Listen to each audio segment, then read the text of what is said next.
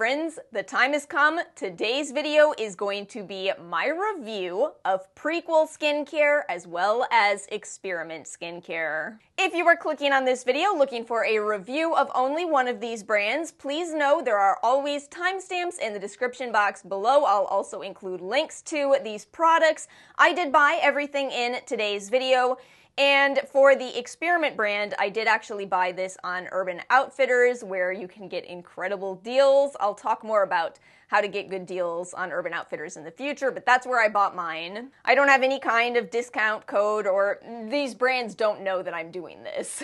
I should also let you know the reason I'm combining these two into one video is because at the time that I placed my Prequel order, there were only 4 products from the brand. 3 were available at the time I ordered. There are now 6.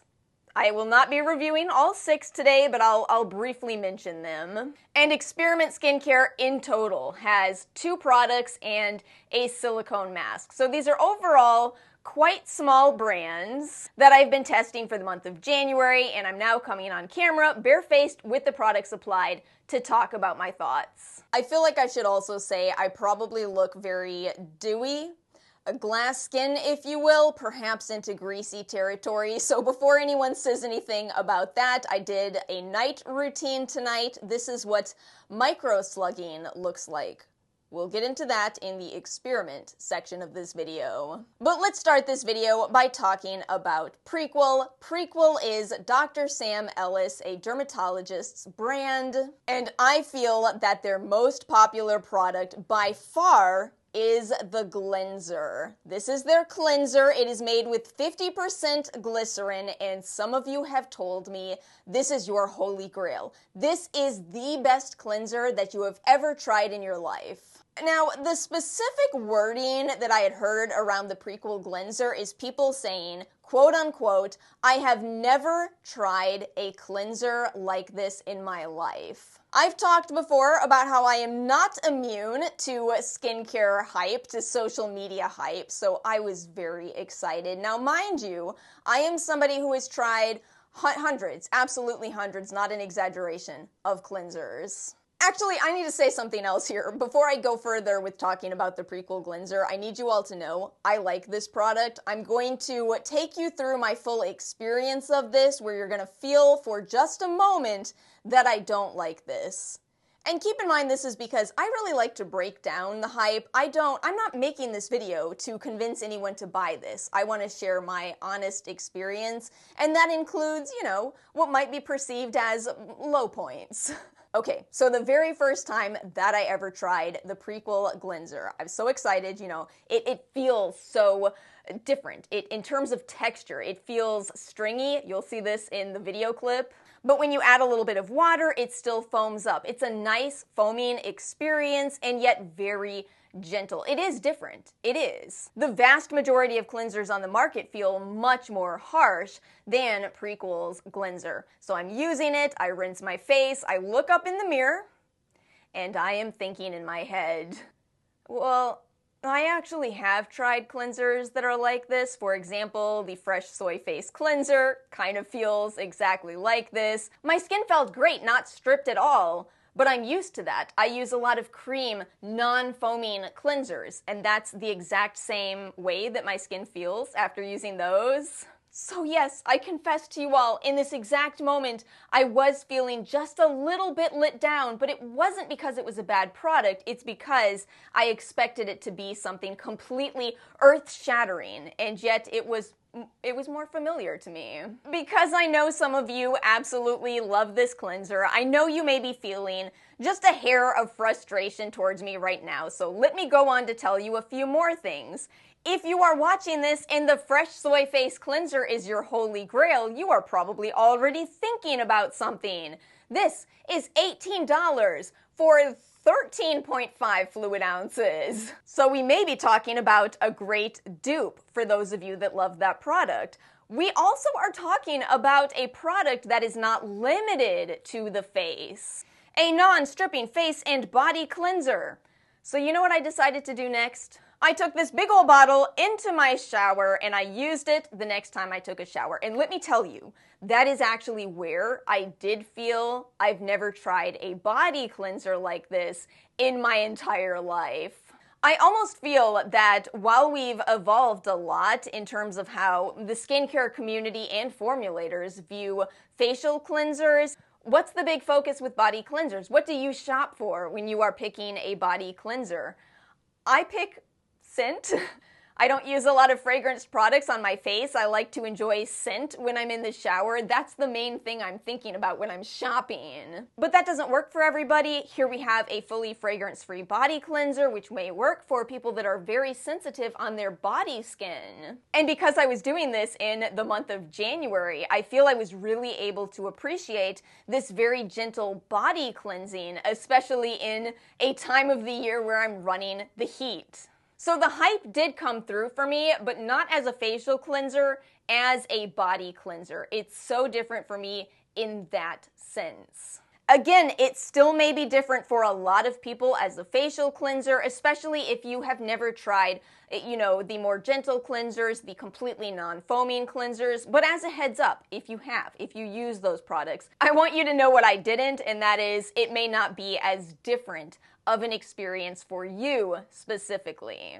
I hope that was fair. Again, I really do like this product. I respect so much that, here's a dermatologist coming out with skincare products. She could have chosen to go the route of somebody like Dr. Sturm and come out with, $200 to $300 products, but instead she chose to make these affordable, and I really respect that.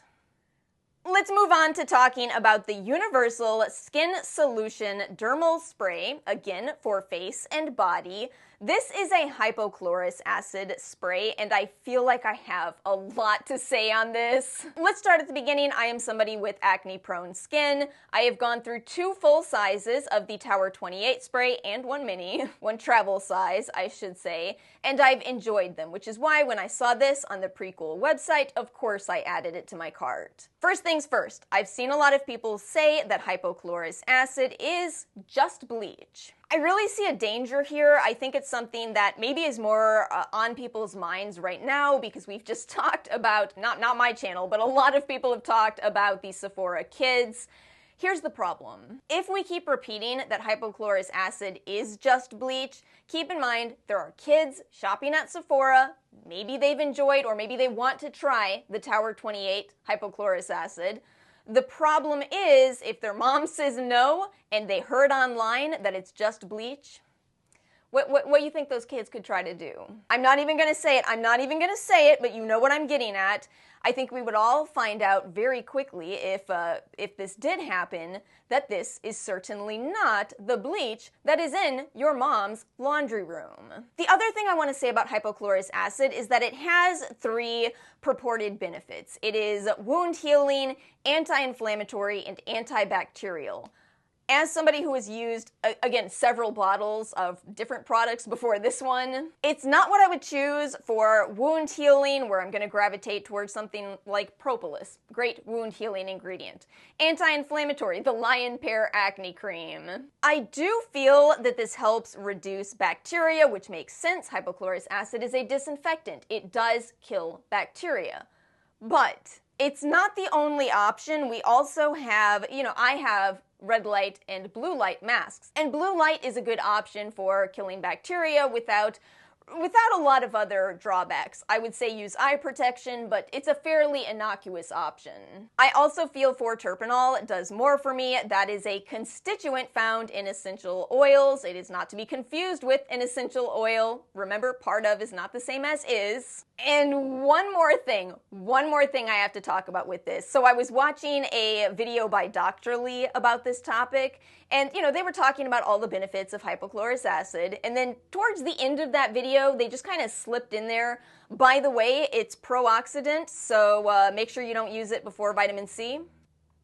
This was my face over here as somebody that has used that spray and then followed with a vitamin C product for 2 full-size bottles and a travel size. I talked to a few of my fellow scientist friends, and they said, well, wouldn't you really have to look at the reactants? Wouldn't you have to look at the quantities being used? I was also looking on Prequel's social media trying to get answers on this because I'm not the only one that was, you know, a little nervous about this. Prequel has some canned responses. I kind of do wish that they were a little more interactive on social media, but they seem to have one response, and that is, let it dry first.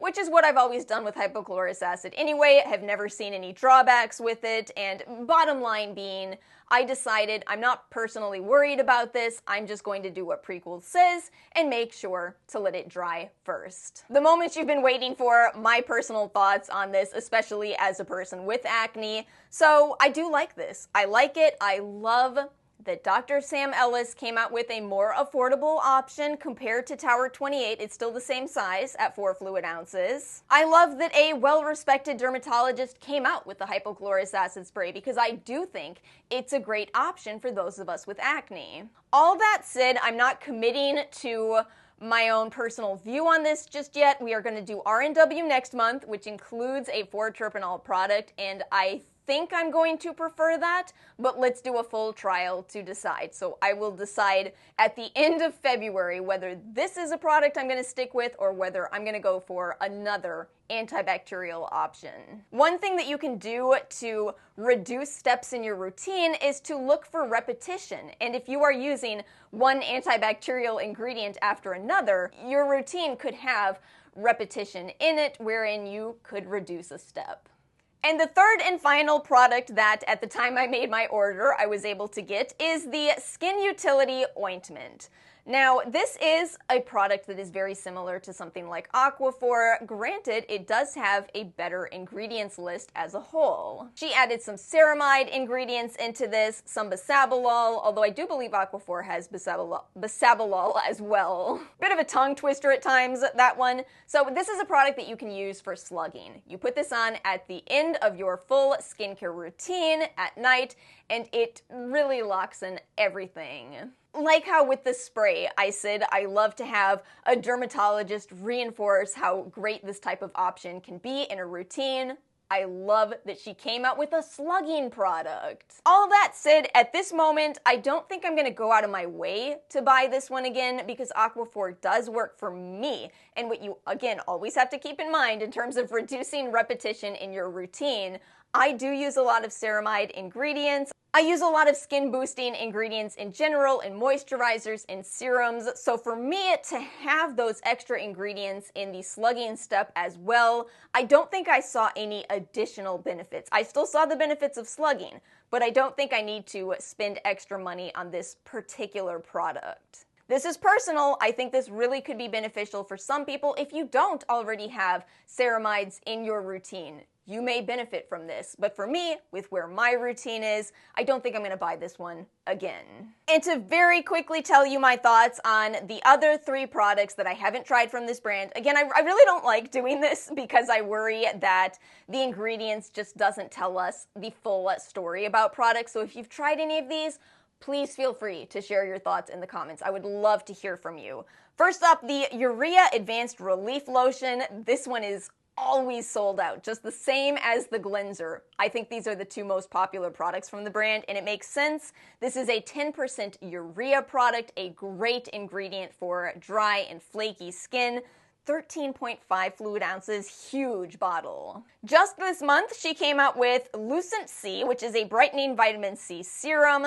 This is an L-ascorbic acid serum. So keep in mind that L-ascorbic acid is the most studied form of vitamin C. It is the true form of vitamin C, as opposed to derivatives that need to convert into this form in our skin. It does come with drawbacks, though. It is not as stable and it stinks.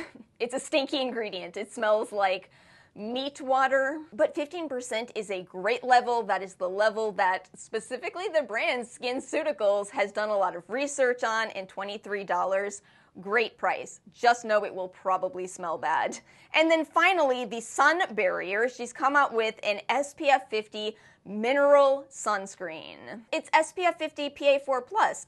That is so nice to see, as that is something that is optional for those of us in the West. It looks like it has kind of a peachy pink color. One problem with mineral filters is that the filters themselves are pure white, and that can not look great on every skin tone, but I do think that adding in some color so that it looks pink peach instead can make it look better on a lot of skin tones.